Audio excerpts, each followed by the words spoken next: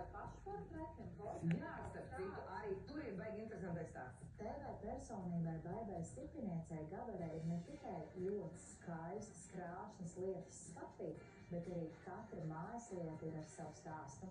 Es šķirstot Instagram un pēkšņi ieraugu, skatos kaut kādu meiteni, kaut kādu portretu galeriju, visāds. Breds Pitts, Angelina Jolie, kas tik tur vēl ne, un starp viņiem es esmu.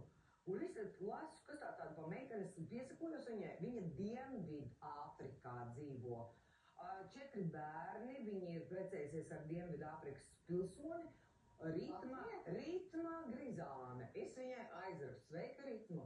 Es redzu, ka mans portrets pieturas, kas? Viņa saka, forši, kad man uzrakstīja, man ir hobijs. Es vispār neesmu mākslinieks, bet es zīmēju celebrities. Nu, tipās starp Bredu Pittu un Angelina Jolie, es arī esmu tur.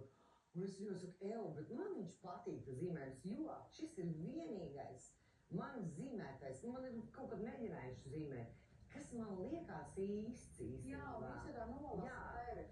Un es saku, vai es viņu varu arī iegādāties, nu tā, es domāju, kā viņai tur stāvēt mājās, viņai kaudzē vienkārši tā.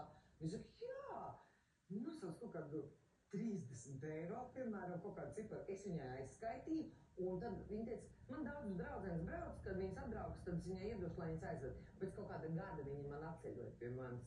Es domāju, labs stāsts, man super. Šis, starp citu, man ļoti